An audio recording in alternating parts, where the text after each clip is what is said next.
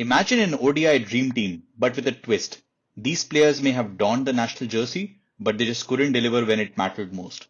In today's episode, we are building the ultimate worst of the worst from India and England across the years. Get ready for some shocking picks and controversial calls as we create the hypothetical disaster 11 of ODI cricket history.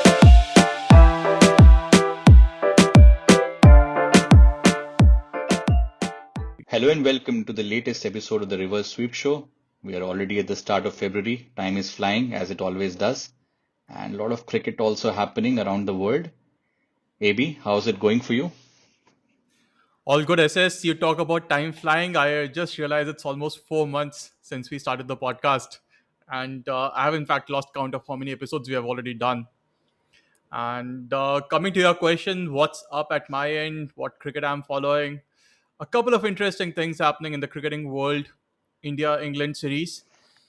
Really excited to see what this current T20 squad of Indian team does and achieves in the future. Looks like a really strong squad, this one, and some really exciting players coming through. And then I've also been following some bit of Australia versus Sri Lanka Test series. I think Australia is completely bulldozing Sri Lanka there. Yeah, and Uzi Khwaja scoring a double century at his age. Steve Smith scoring a big 100. So Australia are getting that good momentum. What about you, SS? What's happening at your side, and what kind of cricket are you following right now? Yeah, I think India-England is series which I wanted to follow a bit more, but work has been a bit hectic this week, so I would be looking forward to the ODI series, which we'll talk a bit more later on. Yeah, some games involved some controversies around concussion substitutes. I was just surprised that India lost a game. They are so dominant in T20 format with this young team, and they always talk about the confidence that has been given by this T20 team management. But yeah, they have won a series and now we go to the ODIs. So looking forward to that. I was expecting actually a tight test match between Sri Lanka and Australia, but Australia were completely bulldozing, as you said. And I still feel that this is a very underrated Australian team. One thing was written in the stars that Steve Smith will be getting 10,000 runs. He was just one shot and he made it count big through 100. And the bowling then absolutely dismantled the Sri Lankan batting. And Australia will be really high on confidence when go to the second test match. There had been some action in BBL as well. We saw Hobart Hurricanes win their first BBL title, and the guy Mitchell scored such a fantastic 39 ball 100 or something, and people are already saying he should be playing in the IPL. So that was fun to watch. So yeah, a lot of cricket action, and now we are getting into the momentum for Champions Trophy as well. So much to look forward to. And a precursor to that is the India-England series, and that's where we went to decide on the content for this episode. So for our listeners, AB, could you tell a bit more? Yeah, absolutely. So we are moving from the tests and T20Is now into the ODIs and gearing up for the much awaited, anticipated Champions Trophy. So we wanted to do an episode around ODIs and looking back at all the episodes that we have done so many hypothetical 11s. But whenever we have done that, we have always looked at picking the best players from the sides that we were looking at. So this time we thought we'll do something different. This time we went and said that, okay, let's pick up the worst 11 that we possibly can. So today's topic is around picking up the worst hypothetical 11 between India and English squads over the years. But with a topic like that, it's very important to have some really strong boundaries and some really strong constraints. SS, what are the constraints that we'll be factoring in? Yeah, you called it. I mean, if you're not good enough, you wouldn't even play for your national team, or maybe not even for your state teams regularly. So we wanted to put a constraint on certain number of ODIs that would be played. I think both countries have had like close to 280, 300 players in total who have played ODI cricket for them.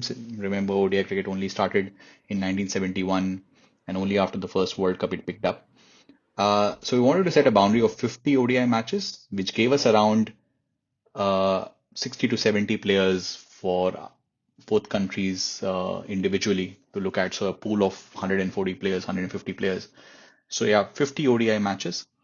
And since there's a pool of 140, 150 players in total, we wanted to not to exclude any generation of players. It's only close to 50, 60 years of ODI cricket. So it's a all-time ODI worst 11 combined for both India and England. And we also wanted to make sure that we are not abusing. So no bowlers in batting positions, no batters in bowling positions. So we wanted to keep the core principle of 11 alive. But that also gets us to a very interesting point that how do we compare generations? That's always in any kind of sport when we compare the best, we always say, okay, the conditions were different, equipment were different, techniques were different, intent was different. But here, how do we rationalize the statistics and the intent of players across generation? That will be very interesting. Absolutely. And plus, we'll also have our own biases, like always. We are not shying away from that, right? Absolutely. There will be players who will turn up through statistics that they do not seem to be as good as we thought about them. But we will bring it up. We will bring that bias nature. That's always been the core perspective of this podcast as well. So we'll not shy away from it. We will not be number junkies over here. So yeah, looking forward to this. Uh, Just AB, yeah. just a quick thing before we get into the discussion, just a quick recap on the approach that we'll have. So, like all the other hypothetical 11s, we'll start off from the openers. Then we'll look at numbers 3, 4, 5. Then we go to 6, 7, 8. And then finally, the last three players of the team. After that, we'll select our captain, vice captain, 12th man, and the coach. Now, with that said, SS, let's get right into the discussion. Who are your openers and candidates that you were considering for that slot? Yeah, traditionally we would think 1 to 4 you will have strong players to look out for, and if you're not good enough, you wouldn't even play 50 ODI games for your national team, and these are big national teams, India and England. So I was looking through the statistics. Shout out to Stats Guru and Cricinfo. Helped a lot to make the analysis a bit easier for us. And there were many options that coming in. I was playing with how do I get my opening combination. Finally, I've gone with Chris Srikanth and Michael Vaughan as my two openers. So combination of both India and England. Chris Srikanth, if you ever talk to my parents' generation, they will say, very ultra attacking, like older form of Virender Sehwag and all that, attacking intent and much likable. But yeah, if you look at his record, I'm not that convinced that whether he was that good or not. I think he scored around 4,000 runs, which in isolation looks pretty good, but with an average of 29, with a strike rate that you would think is very high but is not. Considering he played so many games for us, I would have thought that he would have much better record. And Krish Srikanth is one of my opening picks. Quite disappointed to actually pick him, but so be it. And that's the idea of the episode. Second, I had a couple of choices of openers, but I've gone with Michael Vaughan. He played 86 matches for England, scored around 2,000 runs, never scored a century, which is like I was gobsmacked when I looked at that he never scored a century. I think he's the highest in 90s when he was not out. Average of 27 for a guy who played in the 2000s and with a strike rate of 68. That is abysmal, actually, for a top order batsman. And he talks a lot. Somebody needs to tell him that how bad was his record. He could also give me some spin as well. So yeah, Vaughan and Krish Srikanth are my two openers. Interesting picks, SS. Chris Srikanth comes as a shocker to me, honestly, because he was such a core part of that 83 World Cup winning squad. And as you said, everyone talks about him being a basher at the top. But then looking at his stats, I mean, I didn't expect that you'd be picking him, but interesting pick, that one. Michael Vaughan, again, like such a successful English captain, won the Ashes, one of the most popular series that was ever played. But then looking at his ODI record, of course, I have to give it to you for picking him in the team. Coming to my openers, my first pick is probably one of England's most successful openers, but in the test format. In ODIs, it was a bit of a lackluster record that he has. I go with Mike Atherton. And the reason is that he played more than 50 ODIs, scored some 1,800 runs at an average of 35, which by itself is not that bad for that era, but then at a strike rate of 58, which is quite terrible for ODI cricket. And so I have to pick him because ultimately it's not just the average, but also the pace at which you score runs. And Atherton was a proper test cricketer. And for ODI cricket, probably he was probably the worst of the openers that we can pick. The second option that I go with is another England batter, and that is Luke Wright. And the reason I go with him is because he played more than 50 ODIs, never scored a century, an average of 20, which has to be really terrible, pathetic for any standards for a batter playing at any position. So these are my two openers: Mike Atherton, Luke Wright. Over to you, SS. Any comments, or what are your number three, four, five picks? I think fair shout. You will find a mention of Luke Wright again somewhere in this podcast, so watch out for that. Uh, yeah, they were interesting games. I was also looking at Cook as well, but Cook has a average of 36 and a decent strike rate of 75, which reinforced my pick for one. I mean, if Cook, who played after you, had a better, not only better average, I mean, better average could say this is a better batter, but he also had a better strike rate than you as well. I mean, that tells a lot. So fair shot to you as well. We can now come to our number three and four. Number three, I'm looking for someone who actually made pretty good runs against England. I remember he scored a 150 or something in Mohali, and it's Dinesh Mongia, who came out playing in international cricket, looking like a decent player. But if you look at his record, he played 57 games. That means Indian management trusted him a lot. He scored 1230 runs, and he usually played at number three position. Best of 159 or something. That was the England innings. Average of around 27, 28. Strike rate of around 71.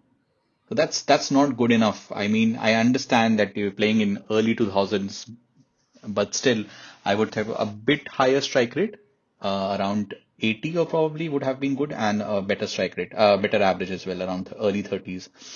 And he played 57 games for us. So I think his early promise did not translate, and he just got a long rope. It's not good enough.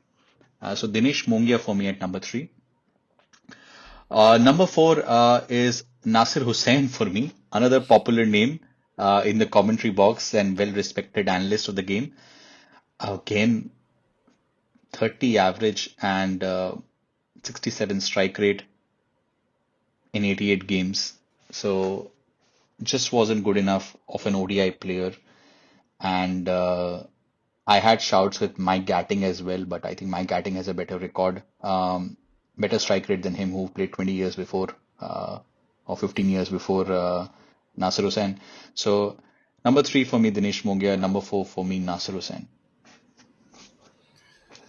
Fair pick says, in fact, number three is a position where we have the same pick. I also go ahead with Dinesh Mongia for much the same reasons as you picked him for. Plus, I also feel he was super inconsistent with the bat. You could never trust him with scoring runs, stitching a partnership, taking the team through. Has to be one of the weakest middle order batters in the combined lists that we have. And it's strange, right? You had Rahul Dravid at that point of time, and Rahul Dravid could have been playing at three. I mean, there were reasons could be playing lower. We were also experimenting, started to experiment with him as a keeper as well. So you could play seven batter with Yuvraj and Kev. But come on, you cannot have India number three in ODI cricket with that kind of average and playing for 58 games. But if you really want to look at the bright side, SS, he can give you a few overs with the ball, which the current generation of batters cannot. Yes. Yeah, And he was a lefty. He was a lefty. absolutely. My number four, I go with someone who played more recently for India. I go with Yusuf Pathan. He scored some 810 runs for the team at an average of 27. If you have to compare across generations, and when we were talking about rationalizing stats across generations, an average of 27 for Yusuf Pathan would mean an average of around 20 for a player batting in the 90s. So that is quite pathetic. That is terrible for any standards. I feel super inconsistent a player. Had a lot of potential, but then did not translate at the international stage. Although he has an impressive strike rate, but if he doesn't stay at the crease for long, then what good is that strike rate? Like maybe compensates a little for Atherton or in your case Michael Vaughan, Nasser Hussain strike rates, but still, I think not consistent enough and did not have enough impactful performances. So I go with Yusuf Pathan at 4. Over The to only you. thing that I the only thing that I will say about Yusuf Pathan, I think he played a lot of games for India batting at 6 and 7, where he didn't get Hmm. possibly a chance to play a long innings. I remember a 123, which is his famous innings against South Africa, where he I almost won us the game. I don't remember whether we won or not, but I think if he played a bit higher, maybe his average would have been better, and he would not have been classified as a in the worst 11. Hmm. But that's the only defense that I've got for him. I think he did not fill up his potential. uh, I believe we saw enough of him in Rajasthan Royals in a T20 format. Whenever there's a chance for him to construct an innings, he would. And he also scored a very famous double century in Ranji Trophy, like one of the longest chases in Ranji Trophy. So he could play big innings. I think probably he didn't just get chances up the order. Fair enough. So who are your picks for number 5 and down the order? Number five, just like Nasser Hussain, another India connection, Ravi Bopara at 5. Frankly, he could have also opened for me. He was one of the choices to open, but he usually batted at 4 for England. So I picked him at 5. 120 games and average of around 30. So not that bad, but a strike rate of 77 for a guy who was thought to, you know, uh, be the next big superstar from England cricket. Considering the potential he had and the hype he had, he just didn't make good use of it. Uh, it's not the worst pick in my 11, but I thought that between Yusuf Pathan and Ravi Bopara, I thought Ravi Bopara could be a decent pick at number 5 for me. He also bowled a bit, but he has a very bad bowling record as well. Never used to pick any kind of wickets. He used to bowl some medium pace. But he's had a long county career and he's still going strong. But uh, probably one of the worst in terms of potential to actuality, if you want to compare. So 5 for me, Bopara. And number 6 is somebody you have already mentioned, Luke Wright. Have to say one of the terrible records again. And just like Bopara has had a strong domestic record, he still has, I think, very good record in NatWest T20 Blast and actually in Big Bash. But I think the time that he entered into the English team and the flux they were going through in their ODI game in general, just didn't translate. I think he has, obviously, because he succeeded a lot in T20, has a very good strike rate of 85, but an average of 20, played 50 games, made 700 runs. That's awful. So 5 for me, Bopara, 6, Luke Wright. So the two Englishmen. So a lot of English heavy 4, 5, 6 for me. Hussain, Bopara, and Wright. Fair enough. And number 5 for me is another English batter, Indian origin again. So Vikram Solanki. If we have to talk about his statistics, then 1097 runs at an average of 26.75 and strike rate of 72.93. So we actually see a lot of English batters featuring in this list in both our teams who have an average of around late 20s, early 30s, strike rates of 60s, 70s.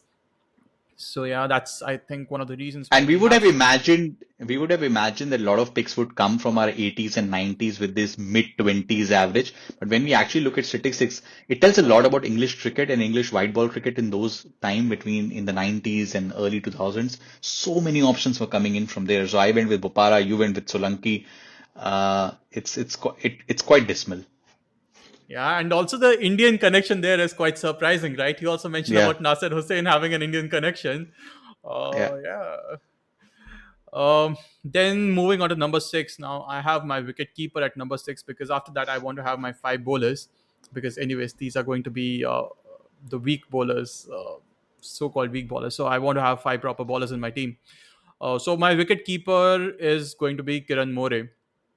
When we talk about Kiran More, he actually takes us back to the dark ages of the batting prowess that the wicket keepers had. Uh, I think he was a decent enough keeper, but looking at his batting average, that was quite terrible. Like hardly any runs that he scored, average of sub 20. You don't want to have him in any contemporary team where you expect a wicket keeper to be a proper batter. So I go with Kiran More. as my wicket keeper. So that is my number 5 and 6, Vikram Solanki and Kiran More. Especially if your keeper is batting of that caliber at number six in your team. That says a lot. How you're constructing your team. Even you want your team to be like super, super, super bad. All right, I mean fair shout. Kiran More is a good pick, and I think our listeners will listen a bit more about him because he's actually in my team as well. Spoiler alert.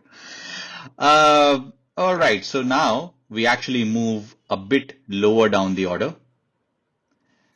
I am looking at our 7 and 8.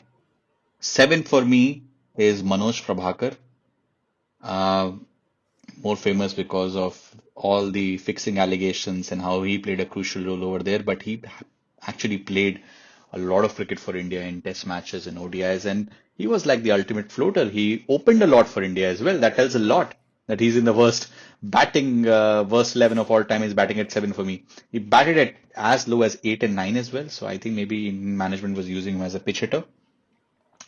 So Prabhakar played 130 games, made around 1800 runs. So he played a lot for India because of his all-round capabilities. He was touted as the next Kapil Dev in general. Scored a century once, average of 24 with a strike rate of 60. I think it may have been a function of where he was batting and everything.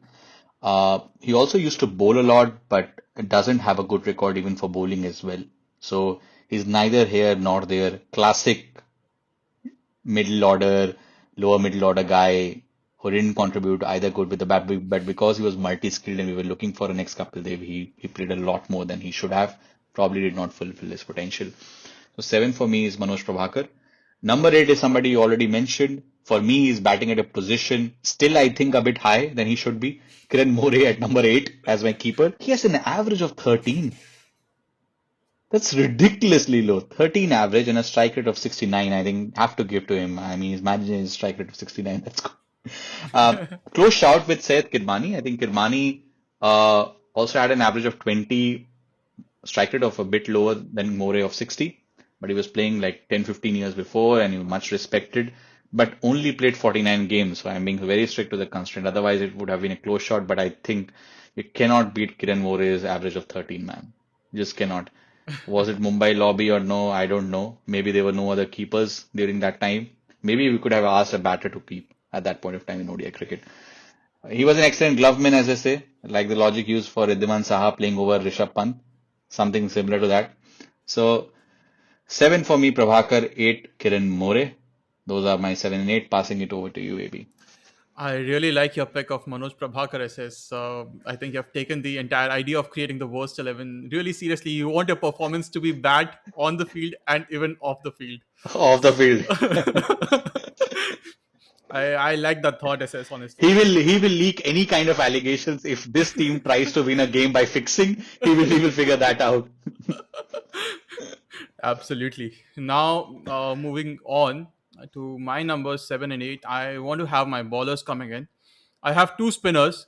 The first one is Ashley Giles from England. Growing up, I watched him bowl so much, such long spells of bowling to Sachin Tendulkar outside the leg stump, and also getting him out a few times. But all of that was in Test cricket. In ODI cricket, if I look at his statistics, 62 matches, 55 wickets, which in itself is quite bad. And then an average of 37.61, which is terrible. And although he had a decent enough economy, 4.34, but the reason I feel he might be a bad pick for any contemporary team, specifically with two new balls coming up, I think it will be easier to get off of him. So get quick runs against him. Plus, he doesn't seem to be a wicket taker. You need those bowlers in the middle overs who can pick up wickets for you, which I don't think Ashley Giles could do very well. So he is my first spinner and my number 7. Number 8, I had to balance it out and pick a spinner from India. So I go with Venkatpati Raju. Honestly, growing up, I heard his name, but now I don't remember having seen him play. So I remember the name, not the play. And again, not a very good record. And if you have to compare a few spin options that you have, I go with Venkatpati Raju, and for much the same reasons: poor average of over 30. Again, a decent economy, but slow left arm. I think it doesn't work in today's time where you want to have quick spin in the team. So for all those reasons, I have Venkat Raju as my second spinner. Over to USS. Who are your next bit of players? Yeah, Venkat Patiraja, I have a soft spot for him. I always found him a decent spinner in Test cricket. He played in the Kolkata Test match, the 2001 Lakshman one. But I think muscles didn't do much in ODI cricket, it seems. I'm sad. I'm a bit sad that Venkat Patiraja got a mention over here. I have a soft corner for him. But yeah, 9, 10, 11 for me now. The final picks, bowlers. So I'm looking at Chetan Sharma. Why 9 for me? Because he was a medium pacer but also batted. He was actually an all-rounder. So in principle, I'm trying to construct the best team. I have a batting depth till number 9. But in terms of his batting record as well, I think he had a very strong strike rate of 90. So he can hoik it like our Mohammad Shami and Umesh Yadav of the world. Uh, also an average of 24. That means he was a handy batter down the order. But from bowling, his primary skill, an average of 35, economy of 5 back in the day. That's too high for back in the day. And a strike rate of 42. That means you're picking wickets every 7 overs in ODI cricket. And if you're going at 5 economy, you are essentially not even bowling 7 overs because your captain those days wouldn't even. So I think back in the 60 over format, maybe he would have bowled that much. But I feel his primary skill is so bad that his batting goodness at number 9 would not compensate for it. Maybe India played him at a higher just because he brought that all round capability. And that 83 team had a lot of all rounders. But in isolation of all that, I think Chetan Sharma at number 9. For me, he was a close competition with Madan Lal actually as well. Also had a very poor strike rate and a very poor average, but I think still better than Chetan Sharma. So Chetan Sharma for 9 for all the hat tricks he took for us. The first hat trick in ODI cricket got pummeled for by Javed Miadat on the last ball of that famous match, which basically we should do an episode how that game changed the entire psyche of India Pakistan rivalry. So Sharma at 9 for me. Robert Croft is my spinner at number 10. 50 matches for England, 45 wickets, an average of 40, a strike rate of 50, and an economy rate of 4.5 back in the day. I'm surprised that batsmen didn't go after him a bit more. Maybe he bowled with a bit of control, very negative lines and all that. But that's a very abysmal record. And if I had to pick one spinner, I will pick Robert Croft, the Welshman. And my number 11 is my fast bowler Tim Bresnan. Won a series down under the Ashes, played a big role in Test series wins against India as well. But his ODI record, 85 games, 109 wickets. So picked a bit of more wickets, but an average of 35, economy of 5.5. Maybe a testament of the times he was bowling in, and a strike rate of around 40. So I was looking into Harmison, Bresnan, Umesh Yadav, Bhuvneshwar Kumar even was in my reckoning, Praveen Kumar, RP Singh, a lot of bowlers to look into. But I actually settled on Bresnan around this as my number 11. Passing it over to you now. I really like the mention of Chetan Sharma. The highs and lows of life, right? Yeah. You pick the first hat trick for the team in international cricket, ODIs, and then you literally have your career ended by a six of the last ball by the arch rivals. And you get a Um, mention in the worst team. That's the worst. That's the icing on the cake. Absolutely. For me, when I look at my pacers, I want to have three pacers in my team. The first one, as you mentioned, I looked at a lot of different players. When we look at Indian pacers, the two pacers that I was considering were Praveen Kumar, RP Singh, even Umesh Yadav. But honestly, I have a bit of a bias towards Umesh Yadav and RP Singh. And even if I compare statistics, then RP Singh and Praveen Kumar have fairly similar statistics. Praveen Kumar played 67 matches, picked up 77 wickets versus 69 for RP Singh. Bowling average of 36 versus 34. So, because of the biases that I have, and also because of the higher average that Praveen Kumar has, I go with Praveen Kumar. Plus, also another contributing factor is the pace that he has, and plus RP Singh also has good swing, which is Praveen Kumar's strength. So I feel all in all, RP Singh would be a better bowler than Praveen Kumar. So I go with Praveen Kumar as my first pacer. So he comes at number 8 for me. Number 10 for me is another pacer, this time from England, and one of those pacers we have never heard of. So when we were actually discussing about creating this team, we had a discussion, right, that if we put a constraint of 50 matches, then we would have at least heard of all those players. But then this one Correct. is someone who we never heard of, played back in 86 to 92, played around 50 odd matches for England, Gladstone Small, Hmm. someone that I honestly never heard of. And I'm also just going back and looking at his statistics. So 53 matches, 58 wickets, an average of 33.5, economy of 4, which was 4.2, which is pretty bad in the day. So I go with him, and a strike rate, which is quite terrible, of 48. So Hmm. my number 10 is I think the Gladstone strike, Small. I think the strike rate tips it for me. I was like, okay, the economy of four, I can live with it. Maybe it's not the worst. Average, not too bad. We are looking at averages much more than that, but I think that strike rate around 50 is too high. Absolutely. And my last pacer, again, I go back to the English pacers. And this one is Steve Harmison. Whenever I would see him play, I mean, he is one player who wouldn't strike as much fear, honestly, whenever we would play against him. So, more a bias that I have against him. And he again played 58 matches, 76 wickets. So, it's still a decent enough strike rate of 38, which is not very impressive, but still not as bad as Gladstone It's an Smalls. economy of over five in that Yeah, era. So in that if era. he would have So, played if he would have played in 2010s when the relaxation was brought in, he would be averaging over economy 6. of 6.5 or something. Yeah. Yeah, absolutely. So that is my number 11, Steve Harmison.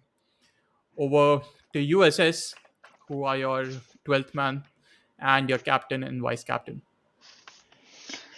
Yeah, so my 12th man, I was fiddling between Madan Lal because I mentioned that I was looking Madan Lal, Chetan Sharma as my number nine, but also Harmison as well.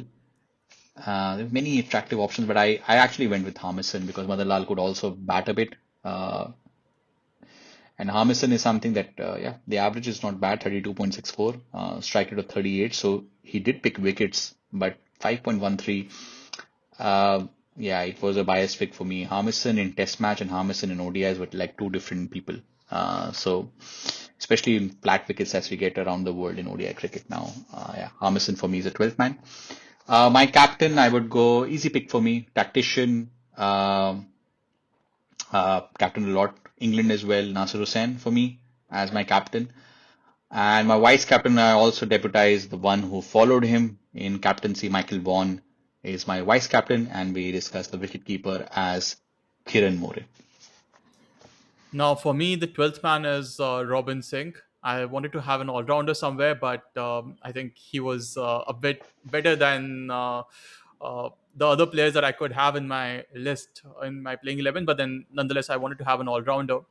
And plus, he was also someone who played more because India just didn't have good all rounders at that time. So that is my number 12. And plus, if a batter gets injured, then he can slot in as a batter. If a bowler gets injured, can slot in as a medium pacer.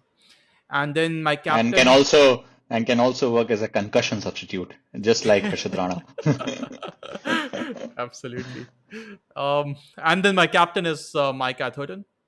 I think amongst the 11 that I have, he would be the best suited for captaincy. Vice captain, someone who was still tactically strong out of the other 10 players I have. Again, an Englishman. I go with Ashley Giles as the vice captain. Fair enough. Do we have a coach of our team as well? I actually went with somebody who you mentioned as your 12th man. I was looking at Ravi Shastri when he has doesn't have a great batting record, just like Shrikant averages around 29, but he has been an excellent coach for us and also was a great bowler back in the day. So I actually went with Robin Singh, neither here nor there. He's like, you know, like a Luke Wright or a Manoj Prabhakar, a bit with an upgrade. That's why he didn't make the first 11, but I thought that he has had coaching stints around the world. He was part of the 2007 T20 World Cup winning team coaching staff as well and won some trophies with Mumbai Indians as well. But I believe that considering all things, I would want somebody who's a decent enough coach will be able to help this team navigate while they lose all their games. So Robin Singh is my coach. Fair enough. For me, the coaching. spot, I wanted to go with the coach who has a poor coaching record. And a bit of a hot take on this, a small sample set, but recency bias kicking in, I go with Gautam Gambhir. He lost us a series, an ODI series in Sri Lanka after I don't know how many years. Hasn't had a very good start to his coaching career. I hope he proves me wrong by winning the Champions Trophy, but for now, I go with Gautam Gambhir as the coach because of the poor coaching record that he has had so far. So, SS for everyone. Can you please summarize your team? All right, the worst of the worst combined India-England team, starting with Chris Srikanth and Michael Vaughan as my openers. Michael Vaughan also functions as a vice captain. Dinesh Mungia at 3, Hussain, the captain at 4, Ravi Bopara 5, Luke Wright at number 6, Manoj Prabhakar as my designated all-rounder at 7, Kiran More, the worst of the keepers, is my keeper at number 8, Chetan Sharma at 9, Croft at 10, Bresson at 11, Harmison as my 12th man, and Robin Singh as my coach. For me, I have Mike Atherton and Luke Wright opening. Number 3 is Dinesh Mongia. 4 is Yusuf Pathan. 5 is Vikram Solanki, followed by my wicket keeper, Kiran More. And then I have all my bowlers coming in. So Ashley Giles and Venkatpati Raju as the two spinners at 7 and 8, followed by three pacers, Praveen Kumar, Gladstone Small, and Steve Harmison at 9, 10, 11. My 12th man, Robin Singh. Captain is Mike Atherton and vice captain is Ashley Giles. Coach is Gautam Gambhir. Very nice. Now, if we did a FIFA-like simulation and if these two teams played a five-match series, what's your take? Whose team will be losing the series? I feel it will be a very closely contested series, but I feel it will be 3-2. Your team wins. The reason you have still better batters who can score runs, you have some pedigreed batters in Nasser Hussain and Michael Vaughan. Hopefully, they take your team through. Yeah, in What's a your low take on it? scoring, yeah, in low scoring matches, maybe Vaughan and Hussain and some impetus from Srikanth, they will be able to chase down small targets. It will be a close series. I think 3-2 we win just because I see your batting lineup. Kiran More at number 6, a guy averaging 13 at number 6, and then you have all bowlers. I think the batting depth Wins you the will, game. yeah, wins will win the series as well. So yeah, I would say 4-1. We win the series. So you did a better job in extending your tail to that much. So I think fair play to you. So there you have it, guys. This was a very interesting episode, a different kind of hypothetical 11, the worst combined India-England ODI team. So please give a listen to this and share us your feedback. We'll be back with another episode very soon, and you will hear us in the midweek with a new hot take. Thank you all.